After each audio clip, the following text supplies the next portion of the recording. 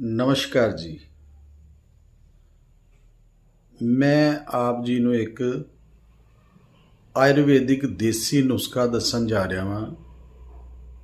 ਖਾਂਸੀ ਦੇ ਵਾਸਤੇ, ਖਾਂਸੀ ਰੇਸ਼ਾ ਵਾਸਤੇ ਤੁਸੀਂ ਲੈਣਾ ਵਾ ਜੀ 10 ਗ੍ਰਾਮ ਸੁੰਡ ਤੇ 10 ਗ੍ਰਾਮ ਲੈਣੀ ਹੈ ਜੀ ਕਾਲੀਆਂ ਮਿਰਚਾਂ ਤੇ 5 ਗ੍ਰਾਮ ਲੈਣੀ ਹੈ ਜੀ ਛੋਟੀ ਪੀਪਲੀ। ਇਹਨਾਂ ਨੂੰ ਤਿੰਨਾਂ ਨੂੰ ਤੁਸੀਂ ਕੁੱਟ ਪੀਸ ਕੇ ਇਹਨਾਂ ਨੂੰ ਤੁਸੀਂ ਪਾਊਡਰ ਬਣਾ ਲੈਣਾ। ਇਹਨਾਂ ਨੂੰ 2 ਟਾਈਮ ਤੁਸੀਂ ਸ਼ਹਿਦ ਦੇ ਨਾਲ ਲਵੋ ਜੀ। ਇਹ ਤੁਹਾਨੂੰ ਕਿਸੇ ਵੀ ਪੰਸਾਰੀ ਸਟੋਰ ਤੋਂ ਮਿਲ ਜਾਣੀ ਆ। ਇਹ ਤੁਸੀਂ ਤਿੰਨੋਂ ਚੀਜ਼ਾਂ ਮਿਕਸ ਕਰਨੀਆਂ ਜੀ। ਤੁਸੀਂ ਰੋਜ਼ 2 ਟਾਈਮ ਸ਼ਹਿਦ ਦੇ ਨਾਲ ਲੈਣੀਆਂ। ਕਿਸੇ ਪ੍ਰਕਾਰ ਦੀ ਵੀ ਤੁਹਾਨੂੰ ਖਾਂਸੀ ਹੋਵੇ, ਕਿਸੇ ਪ੍ਰਕਾਰ ਦਾ ਵੀ ਤੁਹਾਨੂੰ ਨਜ਼ਲਾ ਹੋਵੇ, ਜ਼ੁਕਾਮ ਹੋਵੇ, ਇਹ ਤਿੰਨੋਂ ਚੀਜ਼ਾਂ ਲੈਣ ਦੇ ਨਾਲ ਤੁਸੀਂ ਸ਼ਹਿਦ ਦੇ ਨਾਲ ਲੈਣੀਆਂ ਵਾ।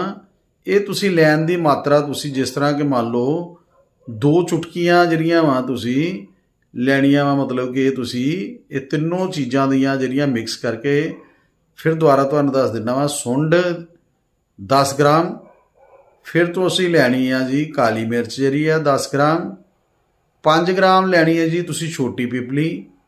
ਜਦੋਂ ਇਹਨਾਂ ਦਾ ਤੁਸੀਂ ਪਾਊਡਰ ਬਣਾਓਗੇ ਜੀ, ਇਹ 2 ਚੁਟਕੀਆਂ ਸ਼ਹਿਦ ਦੇ ਵਿੱਚ ਪਾ ਕੇ ਜੀ, ਅੱਧਾ ਚਮਚ ਸ਼ਹਿਦ ਦੇ ਵਿੱਚ ਪਾ ਕੇ ਇਹਨਾਂ ਨੂੰ ਤੁਸੀਂ ਮਿਕਸ ਕਰਕੇ ਜੀ, ਤੁਸੀਂ ਇਹਨਾਂ ਨੂੰ ਉਂਗਲੀ ਦੇ ਨਾਲ ਹੀ ਚੱਟ ਕੇ ਖਾਣੀ ਹੈ ਜੀ। 2 ਟਾਈਮ ਸਵੇਰ ਅਤੇ ਸ਼ਾਮ ਨੂੰ। ਕਿਸੇ ਪ੍ਰਕਾਰ ਦੀ ਵੀ ਖਾਂਸੀ, ਜ਼ੁਕਾਮ, ਰੇਸ਼ਾ ਇਹ ਬਿਲਕੁਲ ਠੀਕ ਹੋ ਜਾਏਗਾ ਜੀ ਤੁਹਾਡਾ। ਇਹ ਤੁਹਾਨੂੰ ਜਿਹੜਾ ਇਹ ਪ੍ਰਯੋਗ ਕਰਨ ਦੀ ਜ਼ਰੂਰਤ ਹੈ ਜੀ। ਇਹ ਸਿਰਫ ਇੰਨੀ ਜਿੰਨੀ ਕੁ ਚੀਜ਼ ਬਣਾਈ ਆ, ਇਹਦਾ ਤੁਸੀਂ ਇਸਤੇਮਾਲ ਕਰ ਲਓਗੇ ਜੀ। ਇਹ ਤੁਹਾਡੀ ਜਿਹੜੀ ਇਹ ਤਿੰਨੋਂ ਚੀਜ਼ਾਂ ਵਾ, ਇਹ 1 ਹਫ਼ਤਾ ਚੱਲ ਜਾਣੀ ਹੈ ਜੀ। ਹਫ਼ਤੇ ਤੋਂ ਬਾਅਦ ਤੁਸੀਂ ਖਾਣ ਤੋਂ ਬਾਅਦ ਤੁਹਾਨੂੰ ਬਹੁਤ ਆਰਾਮ ਹੋ ਜਾਏਗਾ ਜੀ। ਥੋੜ੍ਹਾ ਜਿਹੜੀ ਹੋਰ ਇਹ ਜਿਹੜਾ ਨੁਸਖਾ ਤੁਸੀਂ ਬਣਾਇਆ ਹੋਊਗਾ ਵੱਧ ਵੀ ਜਾਵੇ ਤਾਂ ਤੁਸੀਂ ਲੈਣਾ ਸਿਰਫ ਮਾਤਰਾ ਜਿਹੜੀ ਆ ਇਹਦੀ 2 ਚੁਟਕੀਆਂ ਦੀ ਹੀ ਮਾਤਰਾ ਲੈਣੀ ਹੈ ਜੀ। ਇਹ ਵੱਧ ਵੀ ਜਾਏਗਾ ਤਾਂ ਇਹਨੂੰ ਤੁਸੀਂ ਲਗਾਤਾਰ ਲੈ ਸਕਦੇ ਆ। 15 ਦਿਨਾਂ ਦੇ ਵਿੱਚ ਤੁਹਾਨੂੰ ਖਾਂਸੀ, ਰੇਸ਼ਾ, ਜ਼ੁਕਾਮ ਬਿਲਕੁਲ ਠੀਕ ਹੋ ਜਾਏਗਾ ਜੀ। ਧੰਨਵਾਦ ਜੀ ਆਪ ਦਾ।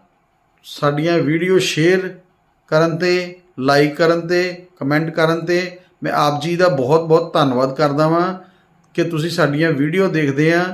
ਅਤੇ ਆਪ ਜੀ